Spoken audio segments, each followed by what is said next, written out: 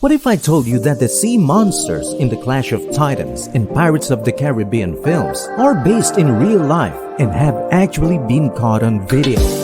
You better believe it, because in today's topic, we'll show you 5 historical myths that are actually true.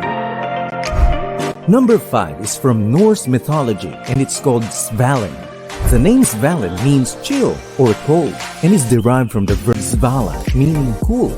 In the poem Grimnismal, Svalinn is a shield that stands between the sun and the planet that prevents the sun from scorching Earth, which was believed to be owned or at least maintained by Odin.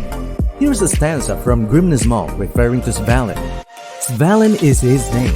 He stands as shield before the sun, the shining deity. I know that the hills and the sea would burn if it were to fall from its place.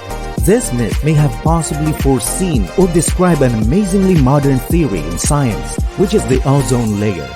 The ozone layer acts as our planet's sunblock, removing around 98% of the damaging UV or ultraviolet light. It could just be a coincidence, but the concept that an invisible barrier protecting the Earth from the heat of the sun is very accurate, don't you think? Now, since our precious ozone layer is unfortunately depleting, here are just 2 reminders on how we can do our part in saving Earth's most powerful shield and avoid being toasted.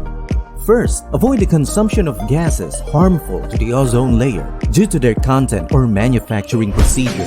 Some of the most dangerous gases are chlorofluorocarbons, nitrous oxide, halogenated hydrocarbons, and methyl bromide. Second, make sure that your air conditioners are in good working condition, since defective air conditioners cause CFCs to spread into the atmosphere. Number 4 lives deep below the depths of the cold, dark sea and is feared by sailors.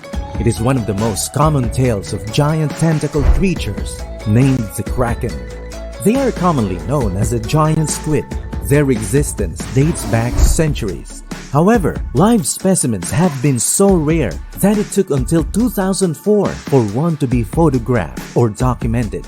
It was seen swimming some 2,000 feet below the surface of the Pacific Ocean. Now you might think, how in the world did a squid grow that big? To understand their unique evolution, let's take a deep dive into the sea. There are different zones in the ocean. The first one is the sunlight zone at 200 meters. It is where almost all ocean life exists, and thanks to the sun's penetrating power, animals here are lively and abundant. Next is the twilight zone at 1,000 meters. Here, light becomes extremely dim and photosynthesis is nearly impossible. After that is the midnight zone at 1,000 to 4,000 meters. All sunlight is gone, and the only light that is visible is the bioluminescence light from the lures of angler fishes and from squids. Going deeper is known as the abyss at 4,000 to 6,000 meters, with pressure 600 times that of our terrestrial world. It is believed to be the single largest ecosystem for life on Earth and is 60% of the surface of the globe. But it does not stop there. The deepest is called the trenches at 6,000 to 11,000 meters. Life actually still survives in these darkest depths. The creatures have evolved to adapt to this type of environment. Us humans don't usually see creatures in the trenches. That's why we might consider them weird looking or even creepy. Below 400 meters, food becomes scarce. Most of them rely on waste that rains down from shallow waters, a phenomenon called marine snow. It consists of decomposing corpses, fecal pellets, and dead plankton that plunge to the seafloor. Some animals rely directly and completely on marine snow. The number of creatures in the deep is sparse and the food web is strained. Lots of animals don't rely on marine snow directly. Instead, they prey on those who do. Thus, the pressure of predation is extraordinarily high, and because of this, it became evolutionarily favorable for animals to transition from prey to predator. And this is where the giant squid comes into play. Number 3 is a breathtaking scenery that can be witnessed only at the ocean. It is known as the Milky Seas. Strange tales from sailors aren't limited to just animals. Ocean travelers have also defined a phenomenon called the Milky Seas effect. huge stretches of the ocean become brightened with somewhat whiter blue fluffy snow or clouds. Between 1915 and 1993, a total of 235 sightings of Milky Seas were documented by people, most of which are focused near Indonesia and the northwestern Indian Ocean. When a water sample was taken on one occasion, it appears that there are billions of bioluminescent microorganisms responsible for this. The reason scientists didn't know about it is that they didn't believe it was possible for many microorganisms to be gathered in one place doing something altogether. Now, to be completely honest, scientists say that they don't know how it forms and what the conditions are. But one thing is certain, and that is, it does happen. Nature is really a mysterious beauty. Number 2 is from Maori mythology. It is a tale that tells a humongous bird of prey that can easily lift humans and terrorize them. Pouakai means old glutton. It would swoop down and carry humans to its nest on Mount Torles. None could escape its sharp claws, and the mighty rush of its wings struck dead in anyone who heard it. One day, Tihao or Tawera heard the call of the people and volunteered to take down the bird.